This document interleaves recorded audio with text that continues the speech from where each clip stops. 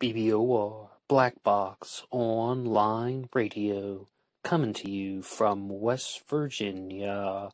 BlackBoxNed88 on Instagram for the bonus podcast. And just a quick reminder, every Monday is Zodiac Mondays. Wednesday is an Ask Me Anything. That's an AMA, so please drop your questions below for things that you would like discussed here on the show.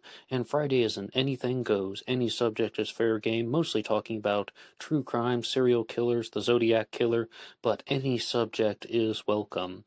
Alright, so please share some ideas in the comment section about what you would like to hear about on this channel, and let's get started.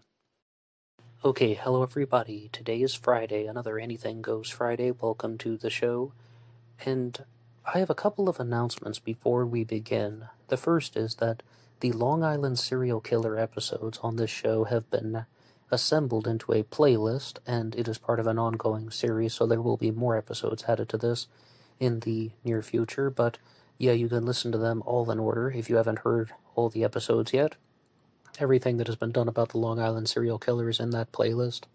And also, another big announcement. On the weekends, I'm going to try and put out a new series called Zodiac Killer Debunked, where I talk about genuine cases where I do not believe a suspect is the Zodiac Killer and all the reasons why. They're going to be very short episodes, but those will be coming out on Saturdays and Sundays, and I will talk about that more at a future date. And, of course, you can always download the audio of this program for free at LaunchPad 1. It is the user-generated affiliate of Podcast 1, and the link to that is in the description box. One more time, LaunchPad 1. It's under the same name, BlackBoxOnlineRadio, but the link is in the description box. That is the easiest way to navigate and to find it. And of course, I'm also the host of AstroPsych400. It's a 12-part video series here on YouTube, and you can listen to that. I talk a lot about the Zodiac Killer on this channel, so I got very curious about zodiac signs and decided to do something about astrology. And another great way to support the channel, in addition to just listening to some content, is to go over to Amazon.com and look at a copy of Killer on a White Horse, the novel by me. It is a murder mystery, totally fictional, but that's in the description box as well. Killer on a White Horse by me, Ned DeHaan. And there's always the TeeSpring page. Remember, being weird is not a crime. Today I'm continuing with the Long Island serial killer, but last time I was talking about the murder of Jessica Taylor, which occurred most likely on or about 2003.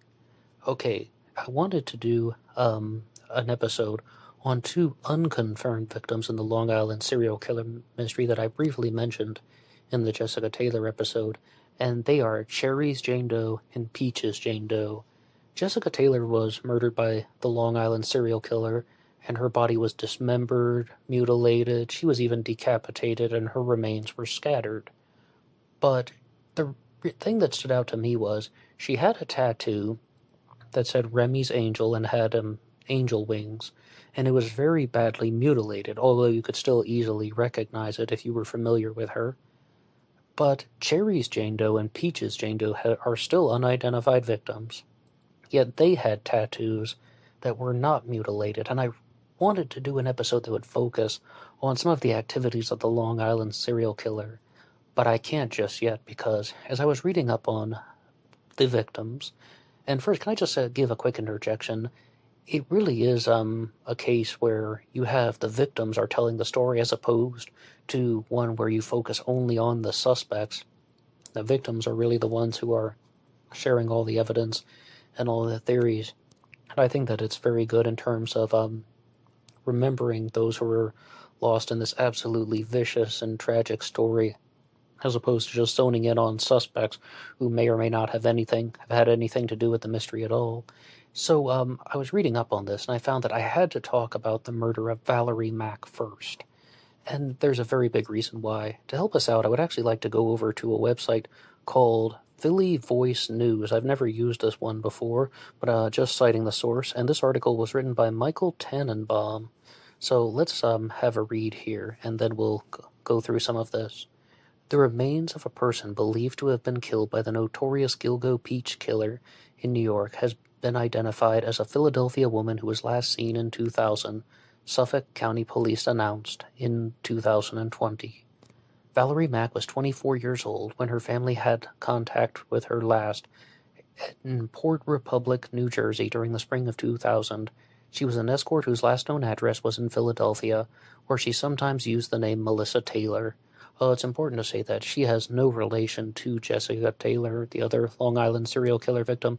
If anything, that just appears to be a pure coincidence. Valerie Mack was 5 feet tall and weighed approximately 100 pounds, but was never reported missing. And I think I have a reason why. I mean, I can only speculate, but there might be something that I'll share later on in the episode. In the months after Valerie Mack's disappearance, her naked torso was found in the area near Halsey Manor Road in Manorville, New York. The rest of her dismembered remains were found in 2011 along Ocean Parkway in Long Island, where several of the unknown serial killer's other victims have also been found. And I think it was in the Long Island Press where I read this interesting thing about the way that the killer scattered Valerie Mack's remains. There is as much as 40 miles in between the dump sites. Someone not only dismembered Valerie Mack's body, as well as decapitating her and mutilating her, but then they went 40 miles in another direction to discard parts of her remains. What on earth is going on with that?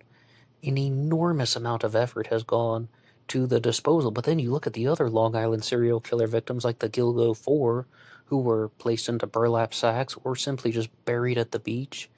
Very, very different types of crimes, and I do lean more toward what somebody proposed, that this could all be one serial killer. The authorities seem to think that these are confirmed to have been done by the same person, and that someone is going through an enormous amount of effort to dismember the bodies, transporting them 40 miles and discarding parts of their remains. I repeat, parts of their remains.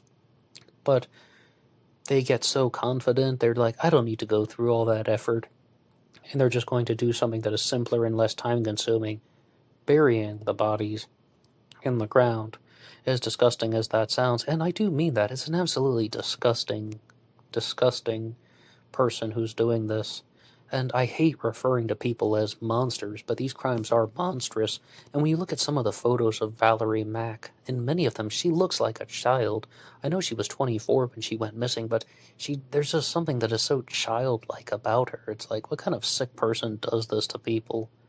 Prior to the identification, which was made using genetic genealogy testing, Mack had been identified as Manorville Jane Doe and then later on Jane Doe number 6.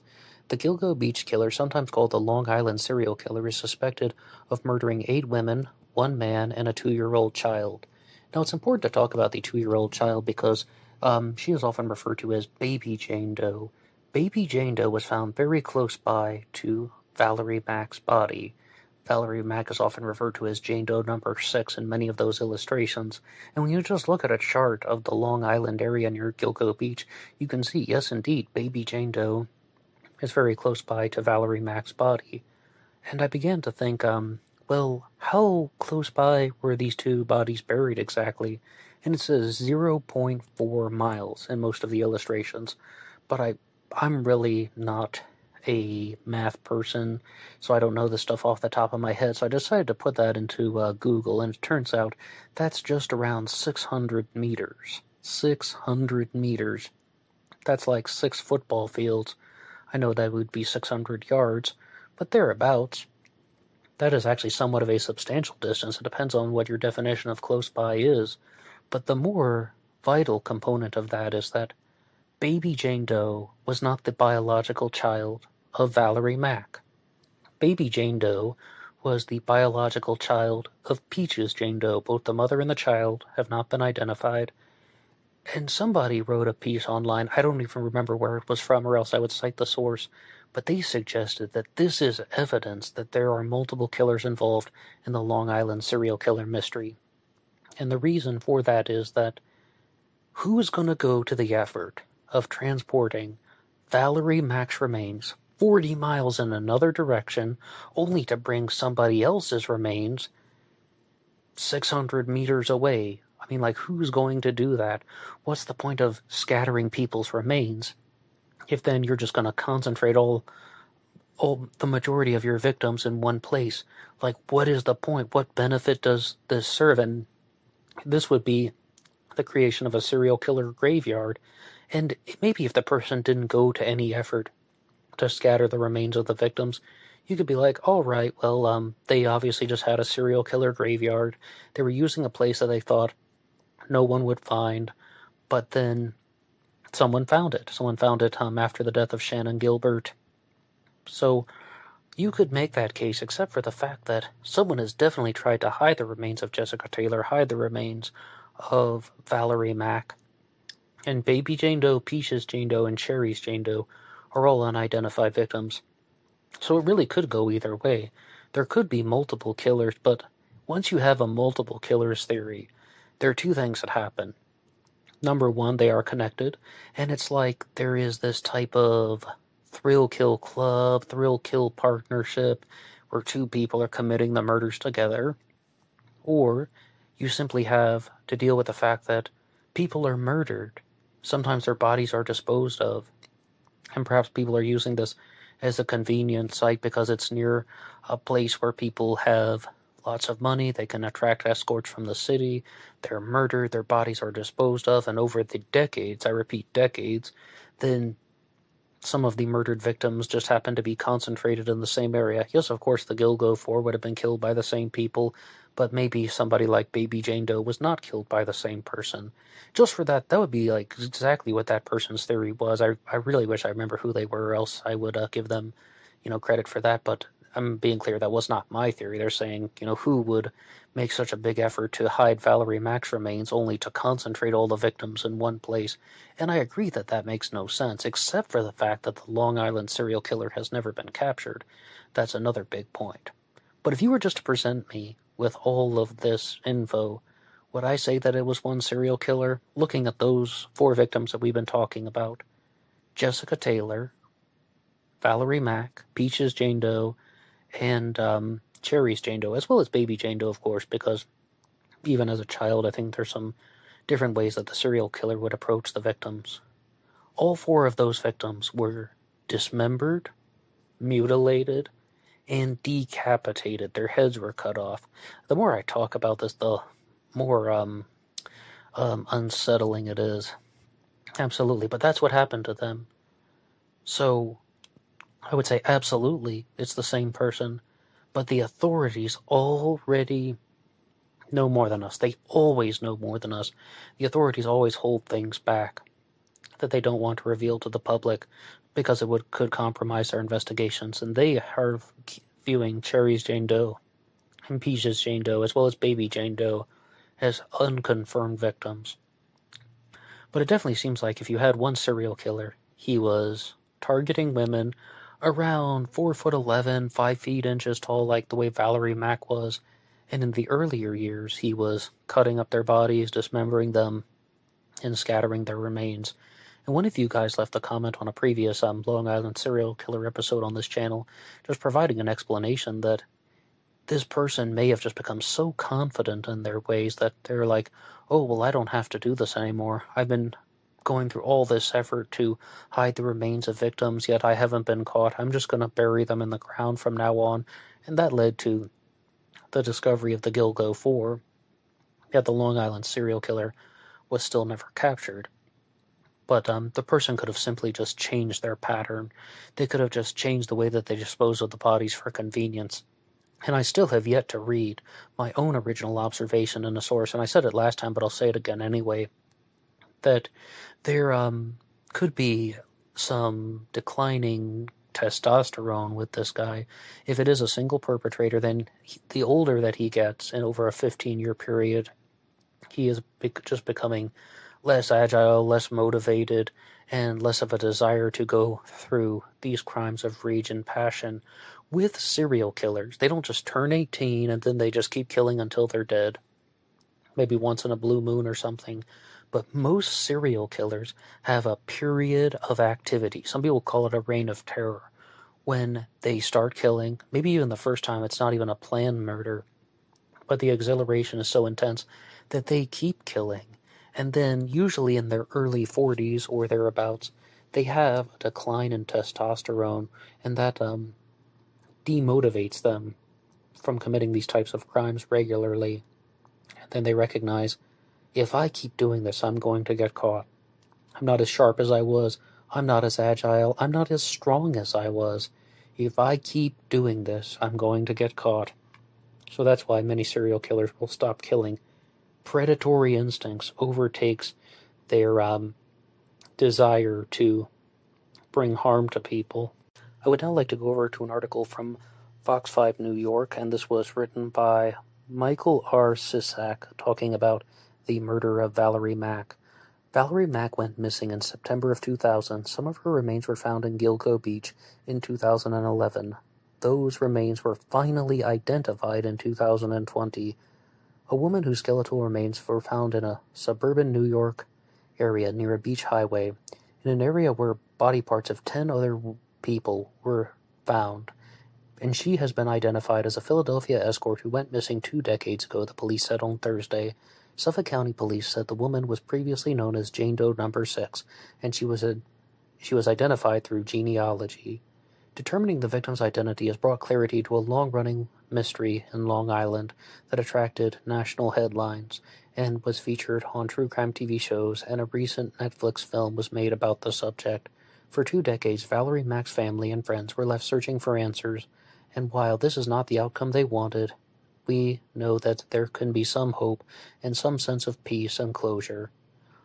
So, they go on for a second, but I really think that peace and closure are very far away because the Long Island serial killer has not been apprehended, but also I do think that there is somewhat of a chance for hope, or there's something that you can be hopeful about, and that is that perhaps in our lifetime we will find out who committed these crimes based on the advancements in forensic technology, and noticing that there are definite similarities between a lot of these crimes, and people suspected that there was a serial killer operating in this area well before the discovery of the Gilgo, and well before the disappearance of Shannon Gilbert.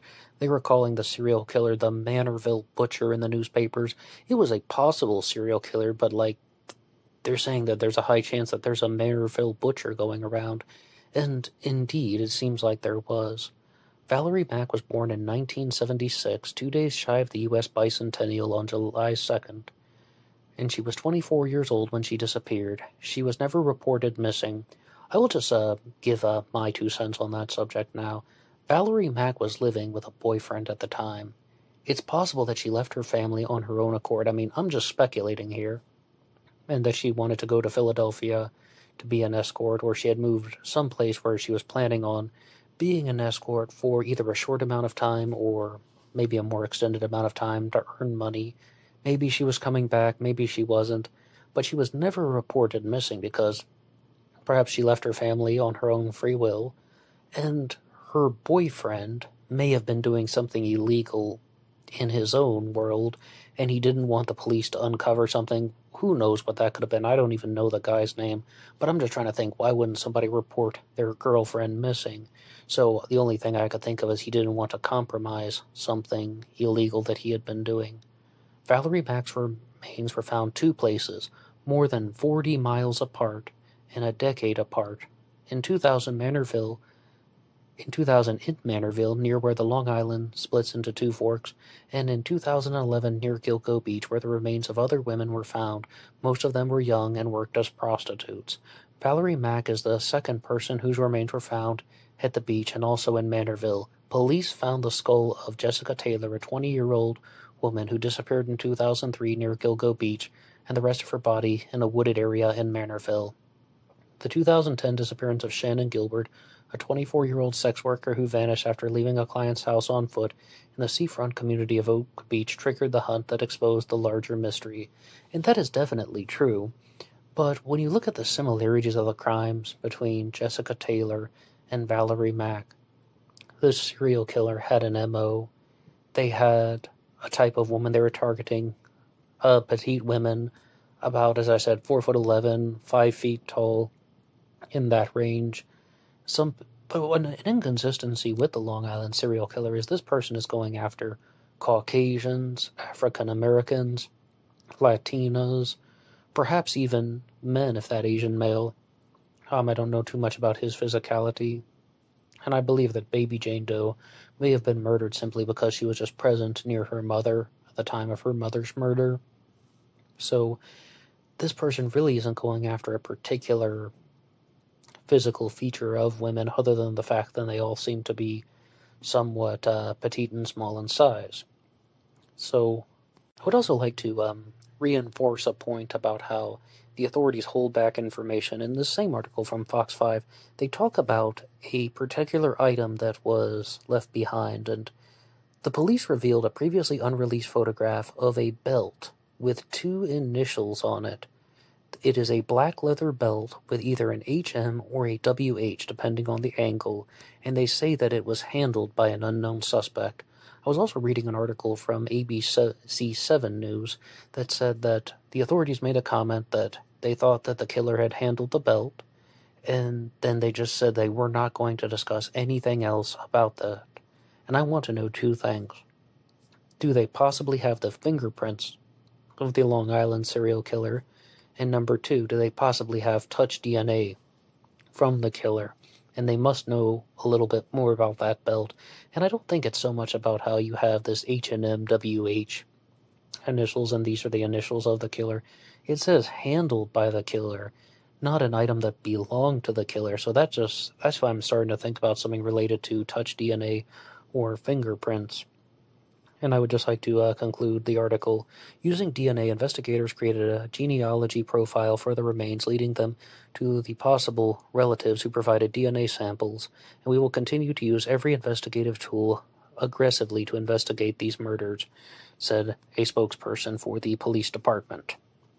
And as you can see, the authorities are being somewhat relentless in their search for the Long Island serial killer. However, if anybody would like to get a very solid timeline of the case, they can go over to the website gilgocase.com, and you can actually even search by year for the different aspects of the Long Island serial killer mystery. gilgocase.com. Very informative website. And the section they have on Valerie Mack here is, on November 19th, 2000, the torso of a woman was discovered by hikers in the Long Island Pine Barrens area in Manorville. The torso was found wrapped in garbage bags and dumped in the woods near Halsey Manor Road. She was named the Manorville Jane Doe on April 4th, 2011. So I know you guys heard that, but I just want to say it again. November 19th, 2000 to April 4th, 2011. I mean, it's nearly 11 years, more than a decade apart, and I know that this is a widely established fact, but that just goes to show you that this person's plan of dismembering the bodies and hiding them in different places, it seemed to work. Whatever this killer has done, it seemed to work. August 4th, 2011. A skull, a pair of hands, and a right foot were found in a plastic bag near Ocean Parkway on Gilgo Beach. These remains would be designated as Jane Doe number 6 until being linked by DNA to the Manorville Jane Doe, and that means recognizing that they are the same person, and in May of 2020, the police announced that they had identified the Manorville Jane Doe as Valerie Mack, age 24, born July 2nd, 1976. Now, there's an interjection between the discovery of Valerie Mack and the discovery of Jessica Taylor. This was on November 23rd, 2000, and I wasn't even sure if I was going to read this off, but because it is on the timeline, and you'll see why. November 23rd, 2000, not officially linked to the Long Island serial killer, but hunters found the body of a white or Hispanic man in the woods off the eastbound side of the Long Island Expressway near Exit 68 in North Shirley. The victim had black hair and was wearing blue and white striped Gap boxer shorts. His age was estimated to be between 30 and 45. He was 5'6" to 6 feet tall, and he weighed 130 to 150 pounds. A surgical staple was noted embedded in his chin, and he had multiple traumatic injuries, including a crushed larynx, implying that he was strangled. I mean, that is a crime that took place in the area, but it seems like a drastically different crime. I think the only way that could possibly be linked is that surgical staple, indicating that you actually do have a doctor that is running around committing these crimes, and a lot of people do believe that, but here's something to remember. Anytime you have a case that deals with dismemberment and decapitation, in medical schools, they do not teach people how to decapitate patients because decapitation is not a medical procedure. So that would go against this, but, well, let's just keep going here.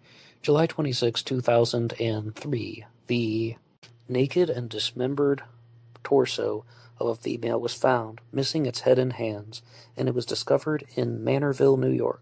A tattoo on her back had been mutilated. The victim was identified 7 months later as Jessica Taylor, age 20, after detectives released photos of her tattoo.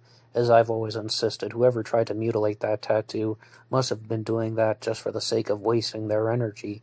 Anybody could easily recognize that wasn't completely mutilated, as well as the fact that if this person is going to such a great length to dismember her body, they could have removed the tattoo completely. The tattoo could have been cut off.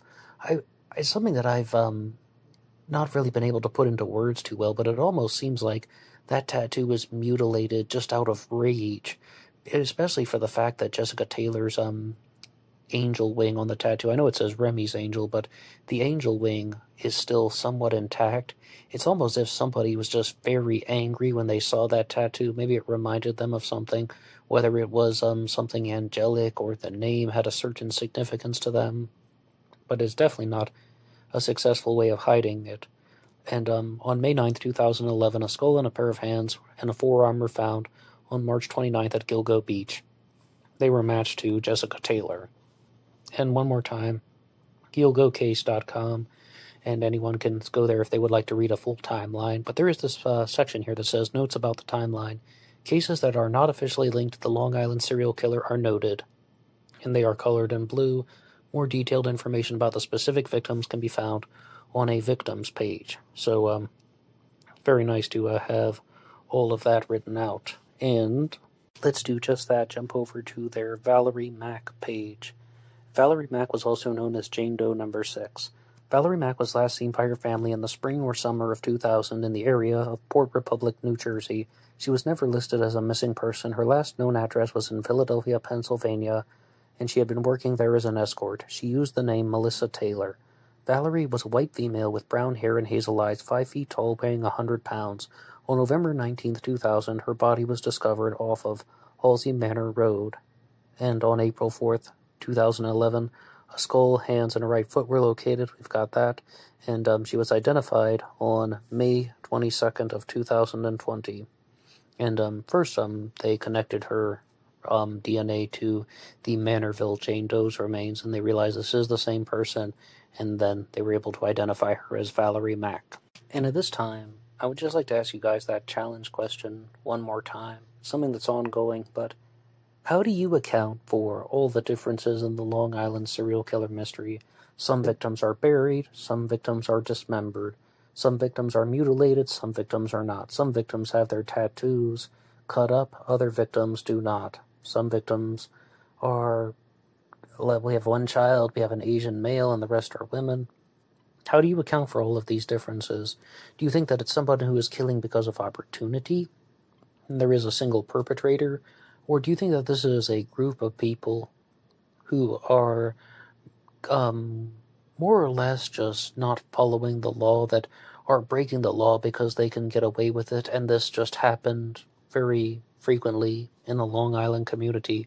Something to the effect of a thrill kill club, or that maybe even what somebody said in one comment, it's almost like snuff pimping, where they would use people like Michael Pack, the driver, to procure escorts for them, and they're murdering them as this type of power-tripping frenzy, or that some of these murders are even filmed and they're making snuff films and such. What do you think is happening? It's absolutely perplexing, but the authorities do seem rather confident that there are certain links among several of the victims. And it's just that, they found a serial killer graveyard. The notion of dismembering the remains and scattering them around it seemed to have bought the killer some time. And I was also reading one page, what was the guy's name? Joseph Giaclone. He posted some challenge questions about the Long Island serial killer. And one of them was, why didn't the Long Island serial killer get captured? And like many other unsolved serial killer mysteries, he provides these explanations. What's your response to this? He died. He's already dead. Number 2 is, he's in jail for some unrelated charge. Number 3, he left the state of New York. Number 4, he stopped killing and resumed normal life. And I tend to think that it would be number 4, if anything, with this, only because we have no evidence to suggest that this person has been placed in custody.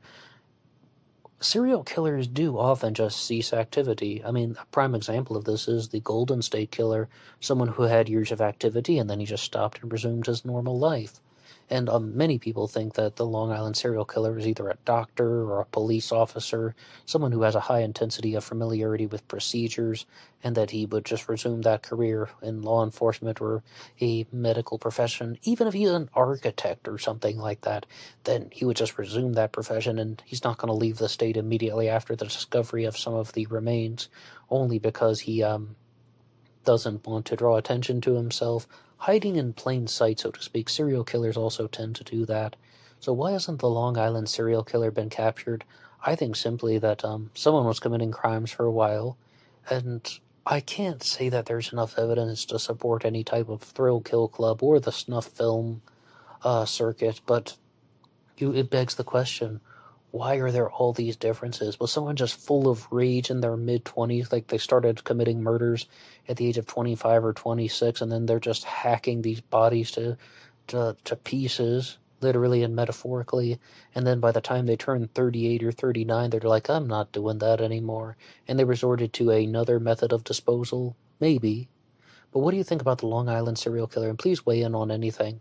And I think that if we can all agree on one thing, it seems like there was one killer who committed both the murders of Jessica Taylor and Valerie Mack. And so there definitely does seem to be a single serial killer operating in Long Island. But I'll turn it over to you guys. You can always write the show at BlackBoxOnlineRadio@AOL.com, and you can follow the show on Facebook at BlackBoxOnlineRadio. My personal Facebook is also in the description box.